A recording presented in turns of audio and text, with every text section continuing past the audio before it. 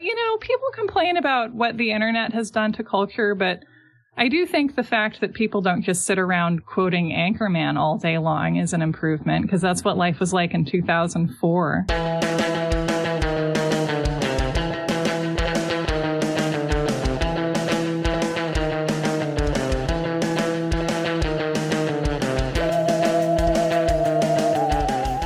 Welcome to You're Wrong About, where every so often we prove that we know a third person. I am Michael Hobbs. I'm a reporter for the Huffington Post. I'm Sarah Marshall. I'm working on a book about the Satanic Panic. And if you want to support the show, we're on Patreon at patreon.com/you'rewrongabout and many other places in the description. And we have a special guest today. Hi, how are you? Hi. Eric Michael Garcia is one of our favorite journalists. He writes for everyone. He's one of those people that just in his bio is like, Eric has written for, and then they list like 51 publications that you've been reading. And you're like, National Geographic's in there? What? And importantly for this episode, he also has a book coming out entitled We're Not Broken, Changing the Autism Conversation. And he is here to talk about vaccines and autism. Thank you very much for having me. I'm a big fan of the show. Aww. Michael and I DMs about politics. Sarah and I DM about pop culture, and I'm a big fan. I'm a Patreon supporter. Oh. I'm that serious. Getting them bonus episodes, yeah. Well, and I think of you as someone who I get to see in the, like, high school proxy that is Twitter. It's like prom. It's just constant prom in there. I don't think it's prom. I think it's just, like, a regular day, and you're just like, I'm tired, and I gotta do fucking lacrosse, and none of my actions seem to have consequences. But we're here and we're making jokes about it. I say a lot of times that, like, when I'm on Twitter, like, there's always really, really serious stuff going on in the news.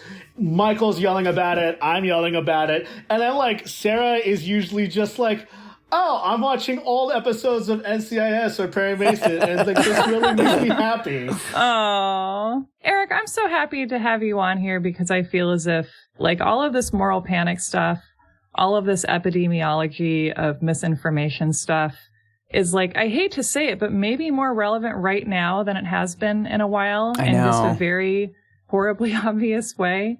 And this, what we're talking about with you today, I think is a really important kind of a keystone within this whole zeitgeist that we're unfortunately trying to punch our way out of, I guess. Yeah, that's that. I mean, I appreciate you saying that what I have to say is relevant. Autism and misinformation is kind of the canary in the coal mine for a lot of the disinformation that we're seeing now.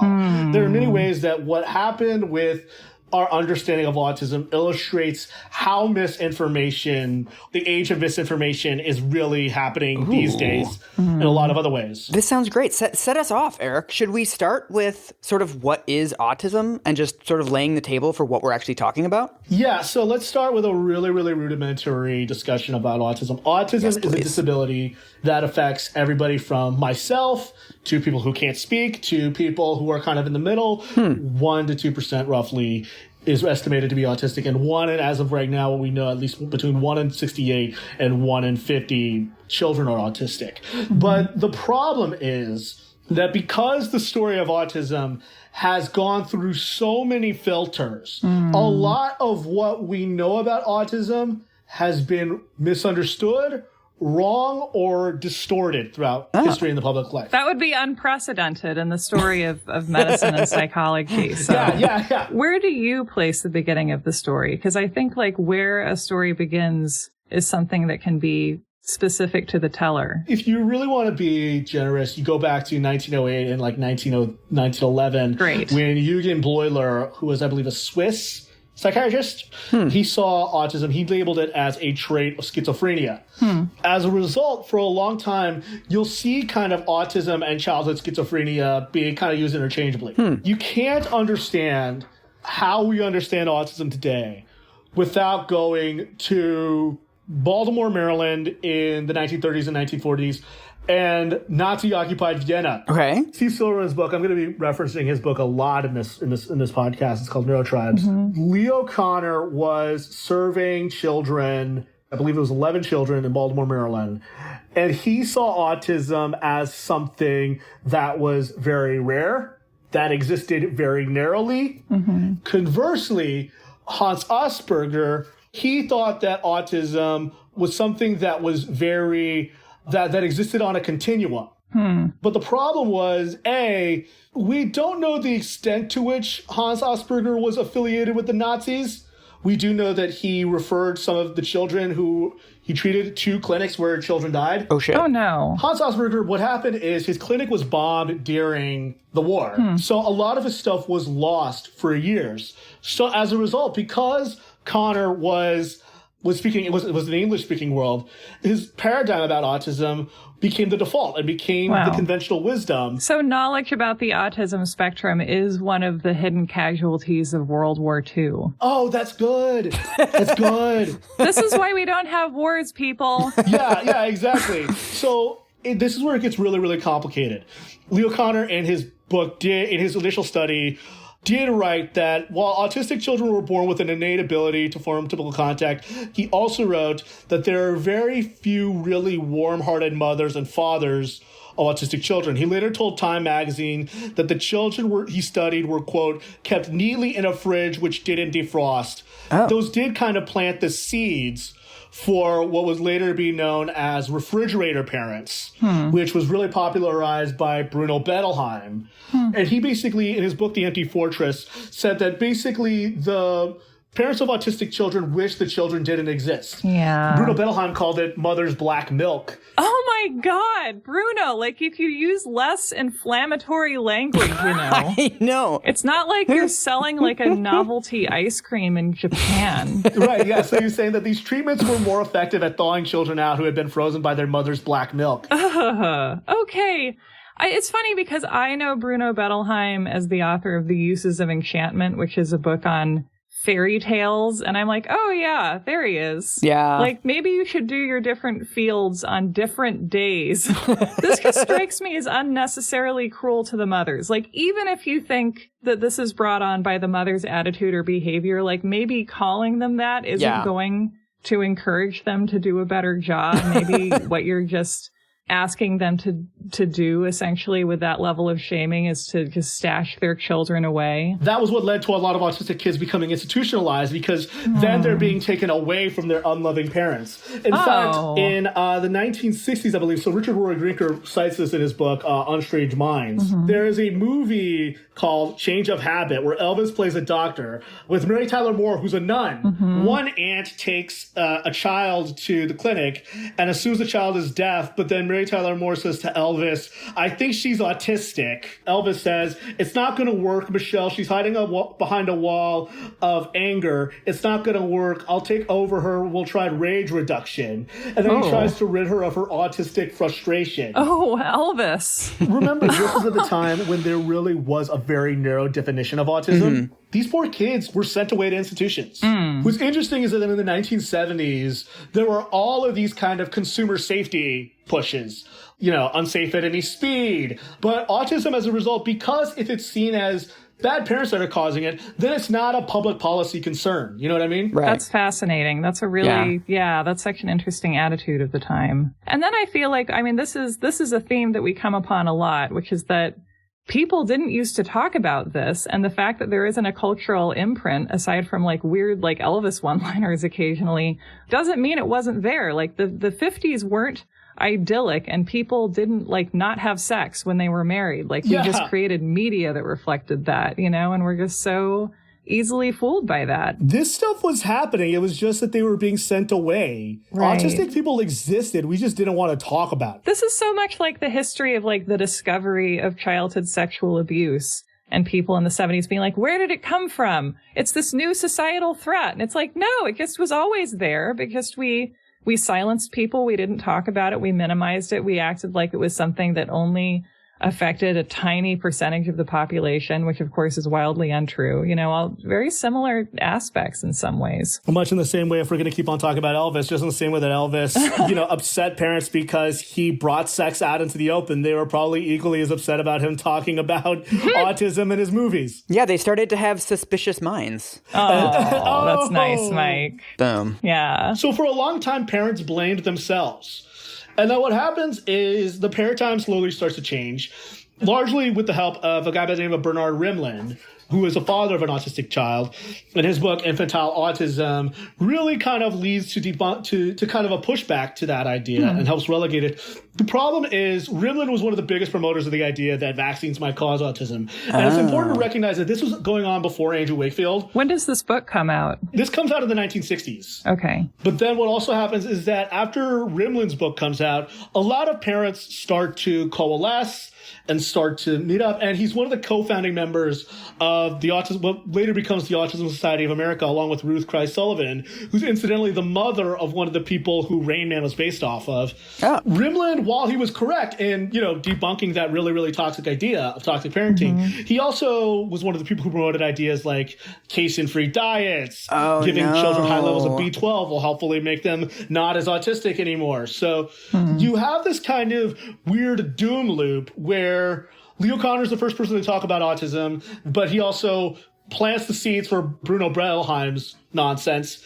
Bernard Rimland debunks that, but then he also is one of the biggest promoters of these kind of quackery cures and treatments for autism. So it's like, it's not this crank explanation, it's this other crank explanation. Yeah. I think it's also important to remember that autism doesn't exist as a separate diagnosis in the Diagnostic and Statistical Manual of Mental Disorders until 1980. Oh, really? Yeah. So gay people were in there, but autistic people weren't. Great stuff. Autism first appears in the DSM-1 in 1952 under schizophrenic reaction and childhood type.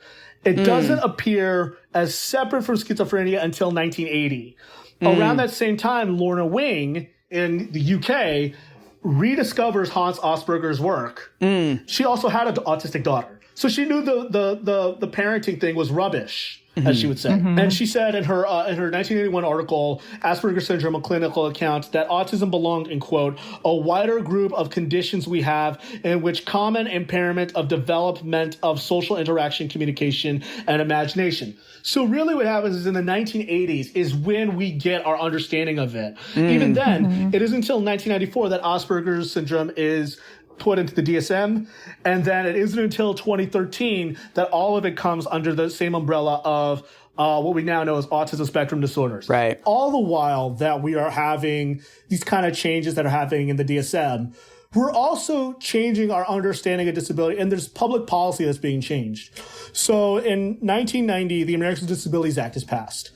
That is a historic piece of legislation, but I would argue there's also an equally important piece of legislation, which is Congress reauthorized what was then the Education for All Handicapped Children Act under a new title, Individuals with Disabilities Education Act. Specifically, IDEA included autism.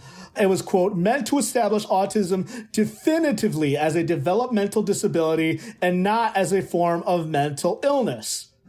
And IDEA mandates that students with disabilities receive what's called a free appropriate public education. And that now finally applies to students with autism. But what it also means is that schools that receive federal dollars have to report the number of autistic students they served. So what that does is that leads to a spike in kids getting diagnosed because they're getting diagnosed at school. This was a net positive to see this many autistic people because we missed it. We missed it for a long time. Well, this is like the Me Too movement, right? Where there's this idea that like the world changed in 2017 or whatever. And it's like, no, it's just like all this had always been happening. There just, was this sort of bloodletting of all these stories that had always been there. It seems like it, just reacting to social recognition of an experience as if the people with that experience are being created the moment you become aware of it seems like a consistent problem we have as like news consumers. There's also a consistent thing that we see in moral panics is this idea of a growing problem. And then the minute you look into it, it's actually just a statistical artifact. Famously, Sweden is the rape capital of Europe because it has a much higher rate of reported rapes. And that's because they have a different statistical method for counting rapes. They count the number of sex acts. So if you're in a marriage and your husband is raping you repeatedly, they'll count that as like 400 instances of rape, whereas other countries will count it as one instance of rape because there's one perpetrator.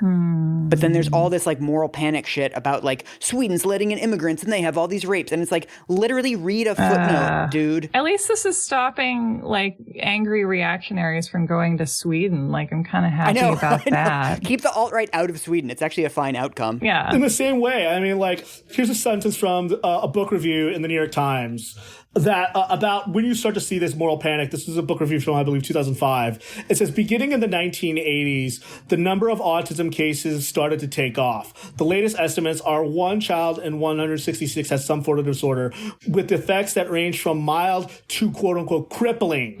There's a piece called The Secrets of Autism, came out around the same time. It talks about the cases of autism and closely related disorders like Asperger's are exploding in number, and no one has a good explanation for it. While many experts believe this increase is a byproduct of recent broadening of criteria, others are convinced that the surge is at least in part real and thereby a cause for grave concern. Championship both sides there. Yeah, this is like classic Time magazine writing of like, could it be this reasonable thing? Or perhaps this unreasonable thing? We don't know. Bye. Yeah. Yeah, because it seems straightforward that, like, if there's literally a law that schools now have to report the number of autism cases that they're seeing, you're obviously going to get a massive spike in the reports of autism because there's now a law saying that it has to happen. Well, and also, like, as a school, if I'm running a school, right? If I'm like a crooked, whoever's in charge of this thing, could I possibly get additional funds by kind of fattening up my autistic kid numbers? Yeah. I should add that, like, IDEA, as good as it is, the federal government has never lived up to its commitment. Right. It only funds, like, I think 14% of IDEA. So it's not even that much. But even then, like, can you imagine how much better things would be if the federal government lived up to its commitment? Well, also, as with so many things, there's probably so many kids that are sort of in a borderline area. Yes. Like, could be yes, could be no. These kinds of laws give the incentive to sort of err on the side of, let's assign that kid some sort of autism status so that we get the extra funding. Right. And then to the outside world, it's going to look like this avalanche of new, like, all the kids are autistic now. And it doesn't have to be sinister either, because, like, you know, if you're unsure, you're like, let's, you know, it's better to get funding for the kid, hopefully, than to deprive them of any additional help. Right. And I should add that, like, getting parents fighting for IEPs and things like that, it's really, really difficult. Yeah. And it is something that parents constantly have to fight with the schools with. I know my mom did. I do feel like it fits in with the sort of right-wing myth that you can say, like, I'm black, and then you'll immediately get accepted to Harvard. This is their conception of how affirmative action works. Yeah. And I think that they also have a conception that you can just stand up and be like, I'm disabled. And it's like, okay, you don't have to pass any tests ever again. And here's a giant envelope full of money. It's like Michael Scott going, I declare bankruptcy. Yeah, exactly. Even if you are getting some sort of recognition of a disability, it's not like just money is raining from the ceiling and things get easy at that point. Yes. So the other thing that happened is after the IDEA and after these spike in diagnoses, there was a real chance that now that we knew what autism was, now that we were getting more people diagnosed, there was a real chance that we could actually help these people. Autism was for so long seen as a mental illness. So it wasn't part of the larger disability rights movement in the 1970s, like the sit-ins or, you know, the crawl up the Capitol, even though some people were autistic. So, like, they were largely excluded from that disability rights movement because up until this point, disability was still really bipartisan. The IDEA was signed by George H.W. Bush, and it was done by voice vote in the Senate. So that means that it was so popular they didn't even need to keep track of who voted for it. And then the vaccine theory basically throws this all out the window. I feel like this is like the pivot in the Scorsese movie where it's like Jimmy was cutting ties with everyone between him and Lufthansa. You're like, oh no, things seem so great for 1 second. Yeah. My understanding is that there was this like rogue British doctor who did the study or read the study and was like, by Jove, vaccines cause autism. I put in an accent because this is also depressing. Just thought we could have a little fun.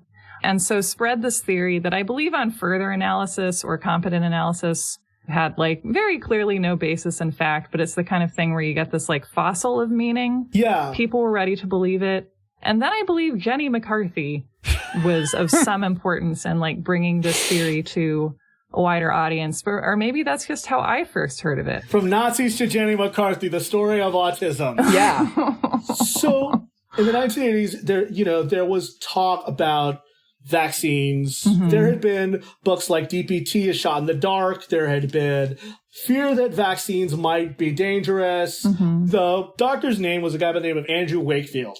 This is in 1998. So he holds a press conference, which again, this sounds very, very British, so forgive me, at the Royal Free Hospital in Hampstead in North London. Oh, you weren't kidding. It also came with an accompanying video that said, researchers at the Royal Free School of Medicine may have rediscovered a new syndrome and causing inflammatory bowel disease and autism. And Wakefield was in a lot of ways very, very well equipped to this. He had studied Crohn's disease before. He was seen as a very, very credible person. He was also very, very media savvy. He looked really handsome. He kind of played this role of this kind of, I'm this crusading doctor. Right. Who is speaking for the children. And as you know, most of the times, saying you're doing something for the children is like the perfect way to promote your wacky idea. Yeah. You get carte blanche if you claim to be acting for the children. It is a fantastic scam. And I should say that nowadays, Andrew Wakefield, he lives in the U.S., his current girlfriend is Elle Macpherson, which is hilarious. Oh, God. Elle, you could do better. You dated Joey Tribbiani. Wakefield basically argued that there was this idea called leaky gut syndrome, wherein vaccine particles prevented the breakdown of certain foods like wheat and dairy, which then pass through the walls of the gut, make their way to the brain, and cause autism. Oh, so it's supposed to be dairy in the brain. Sure. Then you would have much higher rates in Wisconsin. So yeah, incidentally enough, I first got diagnosed with stuff in Wisconsin. So oh, well then there you go. I think that holds up the entire theory. We gotta get behind this Wakefield guy. But like the other thing that's important to note, and Steve Silverman points it out, is that like a lot of autistic people like to eat a lot of the same stuff all the time. So like it would make sense that like eventually they might develop some gastrointestinal issues. So like if you want to eat the same spicy meatball every night, then you can have a problem. Yes. Mm-hmm. So you've also got the sort of the quote unquote evidence that a lot of autistic kids are also experiencing like stomach aches and stuff. Yeah. So Wakefield got a call from a mother of an autistic boy. Initially, he says he didn't know anything about autism. Mm-hmm. And the mother explained that the kid had really bad bowel problems like diarrhea and incontinence. And that she said that he had been behaving really normally until he received the vaccine. And then, like I said, his controversial work on Crohn's had already made him a figure among anti-vaccine activists. So he already had, the ground was already fertile for him. Right. And also, I mean, is the central evidence that you have this massive explosion in the number of autism cases at the same time as you have this massive explosion in the number of children receiving vaccines? Basically. It's this great graph line with the two lines going up at the same rate. Measles, mumps, rubella vaccines specifically. Yes. So, like, peer reviewers of the early draft were really worried about the study's language, and the Lancet's editor said, quote, published evidence is inadequate to show whether there is a change in incidence or a link with the MMR vaccine. So is this article published with a disclaimer? Is that what that is? Yeah. Okay. But in the promotional video and at the press conference, he basically suggested that his study was the latest evidence challenging the safety of the MMR vaccine. Wakefield really becomes this kind of crusading person on both sides of the Atlantic. Not only is it in the UK, but it's also in the US. And he's invited to testify before Congress. He testifies before the House Oversight and Government Reform Committee. And the chairman of that is a guy by the name of Dan Burton. So Burton holds this hearing in 2000. And he talks about how his granddaughter nearly died after she received the hepatitis B vaccine. And his grandson became autistic after he was vaccinated. And he said that there was some emerging evidence about a connection between vaccines and autism in some children, and that we can't close our eyes to this. And what's interesting is you go back and you watch the actual video, a lot of members of Congress are like, we're glad that we're moving on from the idea that autism is caused by unloving mothers. Once again, it's like, we're doing something about autism. But like, I wanted the whole time when I watched the videos when researching this, I was like, you guys did something about autism 10 years ago with the IDEA. It was like Khrushchev banging my shoe on the desk or something. So there were a couple years there where this was sort of like seen as sort of worth asking the question. Didn't The Daily Show have an anti-vaxxer on? Yes. This was seen as, like you said, this might be worth looking into. I will say that in 2008, both Barack Obama and John McCain talked about it. So like Obama says, I'm just quoting, he was speaking at a rally in Pennsylvania. He says, we've seen a skyrocketing autism rate. Some people are suspicious that is connected to vaccines. And he said, the science is inconclusive, but we have to research. And then also to your point, Sarah, about Jenny McCarthy. So this is the really important thing. She has a son who's autistic, and she says that she's done a lot of really crank things with her son, including like putting him in a hyperbaric chamber, I think. She even co-authored a book with Andrew Wakefield in 2011 called Callous Disregard. Ooh. Those must have been interesting conference calls. And she's talked about the vaccines giving her son Evan autism. She says in her interview with Oprah, the first thing I did, Google, I put in autism. I started my research. Something came up and changed my life that led me to the road to recovery, which said autism is reversible and treatable. The name of the episode was called Mothers Battle Autism. And I think that this is really important to say because not only is she promoting bullshit, the way both Oprah and Jenny McCarthy are framing the bullshit is also important because it's not only that vaccines cause autism, it's that mothers have to fight autism. Right. Not fight to make the world better for autistic people, but battle autism. I actually have a really personal story about this. The first time I heard about vaccines and autism was on Larry King when he invited Jenny McCarthy.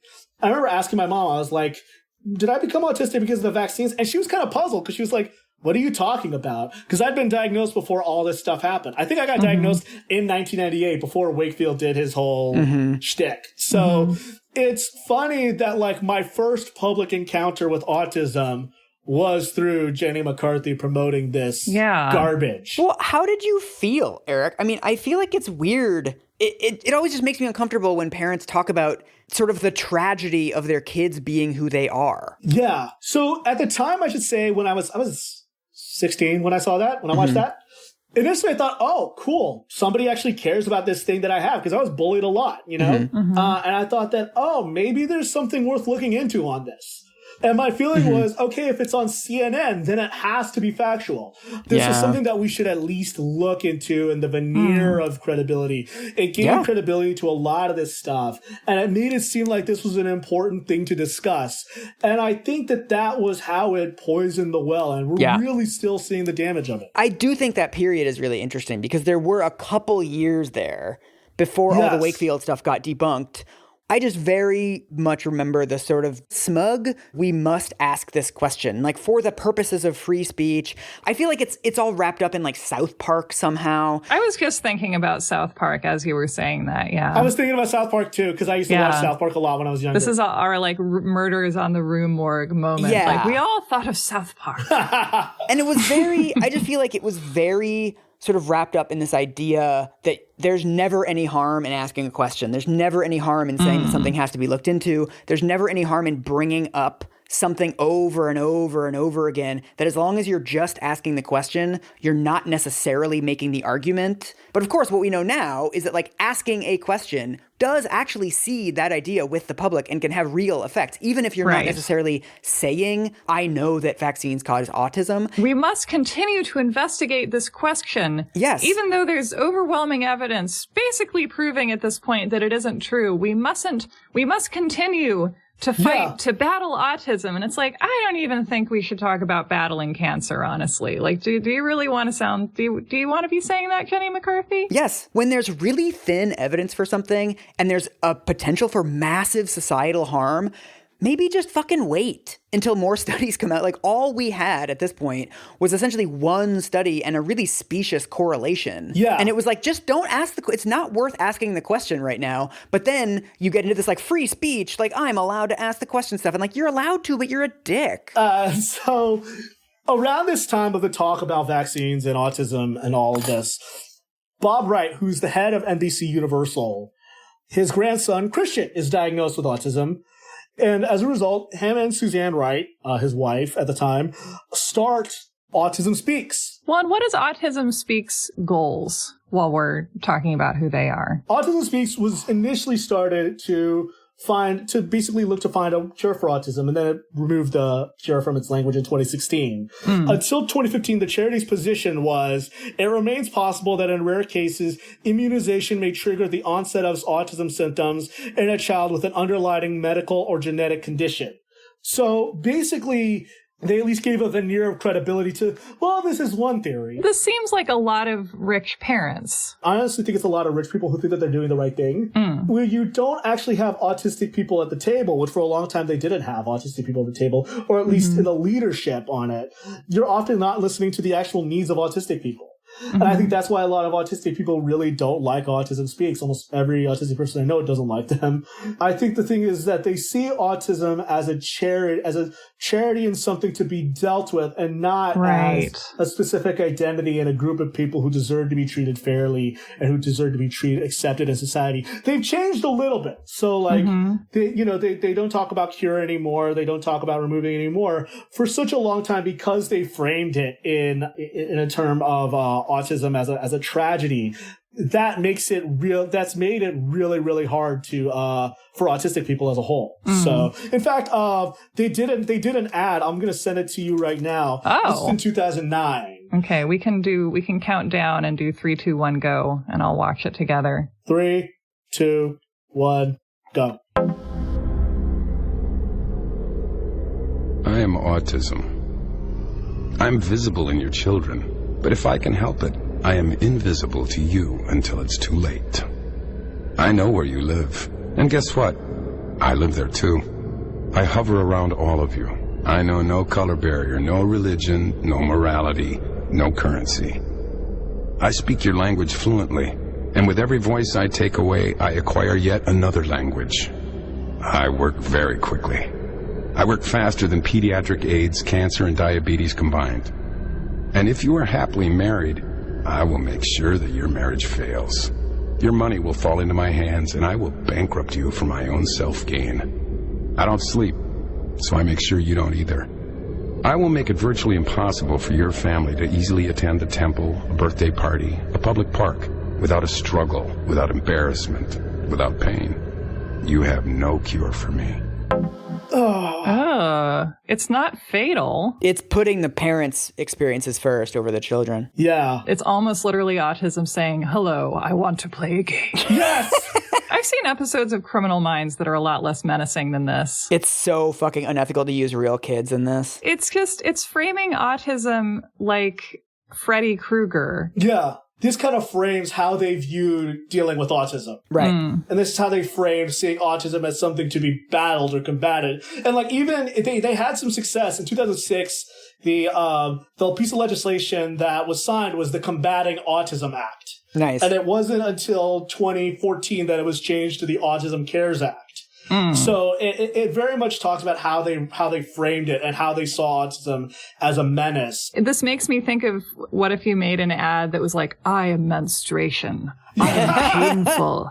I have invaded the woman you love. Right. You know, and then it's like all these like men swearing to beat menstruation. Yeah. And I think that this goes to the idea that it was parents trying to do something for their kids, and it was more about how tragic autism was. And it's framed in the same idea that autism was this epidemic. And what do you do with epidemics? You try to curb an epidemic. Right. You got everyone to stay home and like well, actually, apparently, if you have an epidemic, you all cram people into rallies and have them shout on each other. So it isn't until 2010 that Wakefield is stripped of his medical license. So you have from 1998 to 2010. Yeah. And does that happen for something unrelated just by happenstance? What happened is there was tons of inquiries and investigations all started uncovering problems.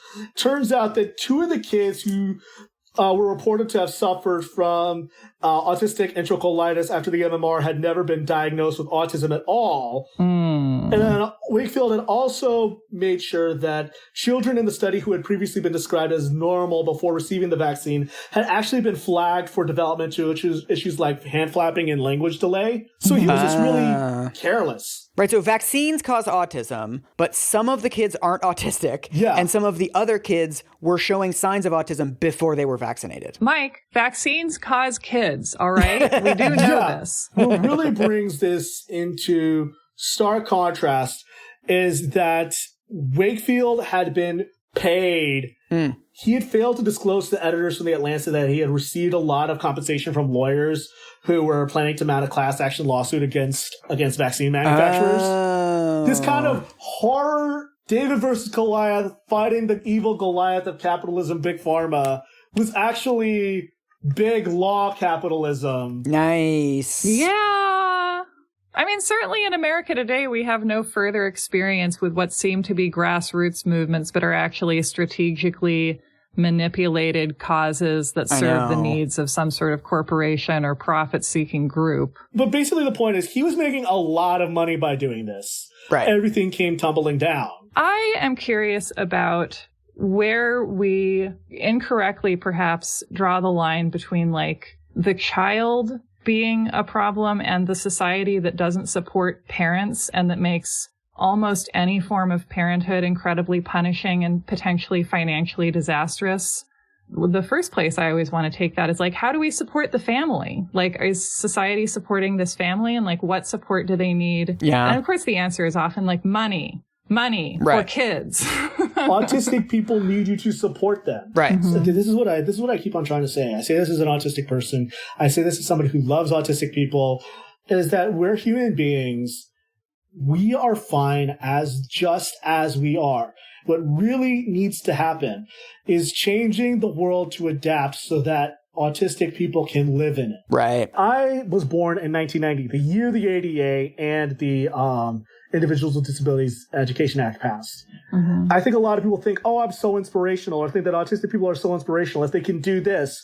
But it's a lot less sexy to say that autistic people are having a difficult time because the world sucks, because it puts more onus on them. Whereas if autistic people are just inspirational or angelic, then it doesn't cause us to change anything. Oh, so you're like a murdered girl at this point. It's like, isn't she such a tragic angel? And it's like, she died because of very preventable and endemic violence against women. And like, this could have been predicted. It's like, we would rather like see people as tragic figures who like, you know, just so noble, so brave, and just completely unrelated to my choices. It's interesting. Yeah, it's like, you know, my whole point, I mean, I'm a political reporter at heart, is that we are a product of policies. The only way I am able to even do this is because of policies like the ADA and the IDEA. Mm-hmm. And they're not even fully funded. They're not even fully realized. Well, and also it takes away the concept that private donors can privately fund their own solution. Yeah, and Jesus that you Christ. can just disrupt government and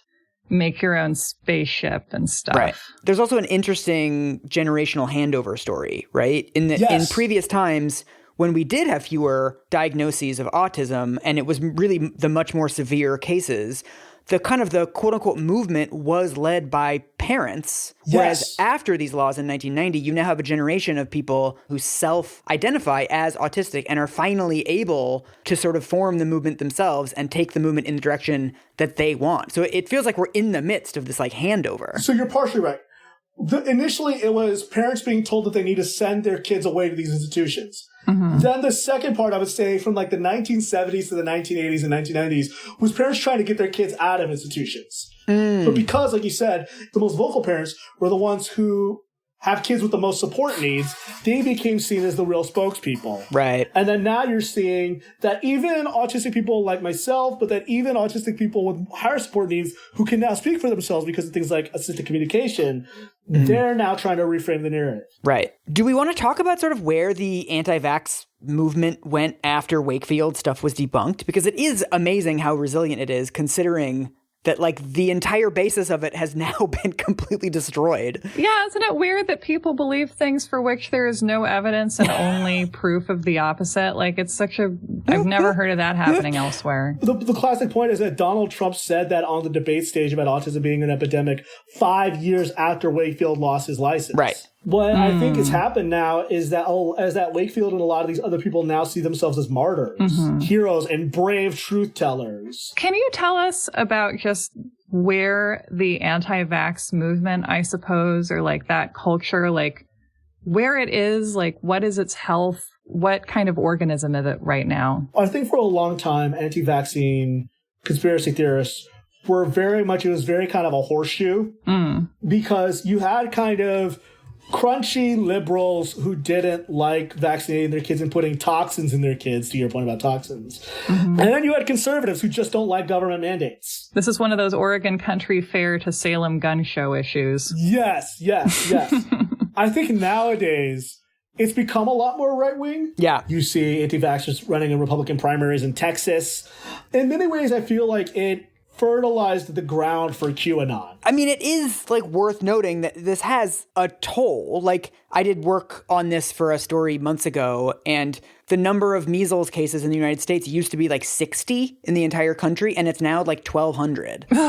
That's bad. Like, there are communities, there's a place outside of Seattle, Vashon Island, which is this really rich kind of enclave that you have to take a ferry to get to.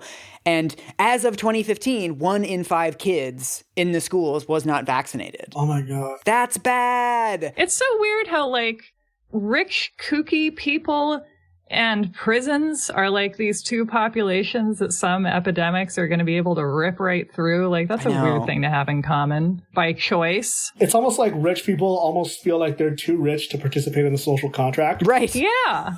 I think that explains a lot. And also too rich for their bodies to fall victim to, like, poor people disease. Yeah. Like, I think there's something, like, there was something in, like, the very early days of AIDS that scientists and people trying to wrap their heads around the disease, like, originally rejected the concept that it could be transmitted to babies through cord blood. Yeah. And part of the pushback was like, it's a gay man's disease. Homosexuals get it. How could a baby get it? And it's like, people get it. I also think that there's a media story here too, though, in that the anti-vax movement is primarily a right-wing movement, but because that's kind of like a dog bites man story at this point. Like, right-wing people have crazy conspiracy theory. That isn't as interesting to report on. So I do think that communities like Vashon Island that are like these super left-wing enclaves with like a bunch of crunchy granola hippies, those things just get much more media attention. Yes, yeah, because it used to be, like you said, it used to be like people on the fringes of both sides, but now it's because, I think, oddly enough, I think that the Trump presidency has made it even more of a right-wing venture. There's something so appealing about these like very tight and easy stories, especially when there's sort of societal correlations involved. Yes. Where it's like, the vaccines rose at the same time as autism rose. And it's like, well, A, autism isn't quote unquote rising in this kind of one-to-one way. And secondly, there's literally a million other things that changed in society during that 20-year period. Like, if you look at sort of the rising crime rates in America in the 1980s, match perfectly with the fall of vinyl records. And as disco fell too. Yeah. But it's like there's literally an infinite number of things happening in America at that same time. And you could draw the same parallel trend line along the rise of autism rates with a million other things. The number of hours B. Arthur is on prime time in a given year. Sure. We see this with a lot of social issues too, that, you know, as like trans rights become more accepted, there's a growing number of trans people because people are comfortable coming out. And that, of course, is seen by reactionaries as somehow a threat to society. Like, oh my God, the number of trans kids is growing. And it's like, that's actually good news. And you can say that all of these extra diagnoses of autism since the 1980s, that's good. That means kids are getting the help that they need. Or like maybe if we actually see the rise in autism rates, then maybe we could put more money into schools and special education, disability education and things like that. So like maybe it's not a reason for a moral panic, but it's a reason that we can probably make schools better for disabled kids. This is how I feel about my kitchen, which is if I'm like, Sarah, you're going to do dishes. And then I let go and I'm like, oh my God, like, why did I save all of these cottage cheese containers? And now I have to clean them. And why am I saving them? But I can't throw them out. I would be, and then I'm like, fuck it. I'm watching Mad About You. If every time you try and engage, like, you just focus on like the overwhelmingness of it and are like, what does this say about me? And it's like, nothing. It says nothing. Everyone has dishes. Every country has kids who need more help than you've been giving them to this point. Just like deal with it. Yeah. I have not done my dishes. Yeah. Like, I mean, it says that you like cottage cheese, Sarah. That's all it says about you. It does say that, which is pretty damning according to some people, but I stand by it. I think what I want to say essentially is that, the thing that I always keep on saying is that the only way that we can get people to accept autistic people is through funding schools, having a robust social safety net so that they can succeed. All of these things that require a lot of work and also require us listening to autistic people. They are who they are. They've always been there. We just haven't wanted to listen to them. That's a good note to end on. Eric, thanks so much for coming on. Thank you so much. I loved doing this. Thank you. And I know that we're just, I guess, going to be having at least 6 moral panics at any given time forever. I accept that. And I'm happy that we got to have you on to talk about one of them, because you are smart and being one of the many watchdogs that this world requires. And it's just great to have people come and talk about, what they are watching. Thank you. Thank you for this. I mean, I put in a lot of hard work on this, and I put in a lot of work on this book. Wait, and do you want to say again, just what is your book called? When is it out? My book, We're Not Broken, Changing the Autism Conversation, comes out August 3rd. It's a Leo. Your book's a Leo. Pre-order it on IndieBound or your local bookshop. If you want to, okay, fine, Amazon. Yeah, we hope you make enough money on the book that you can move to one of those enclaves where people don't vaccinate their kids. That's the dream. I hope that you can achieve the millennial dream, which is having as many streaming services as your heart desires.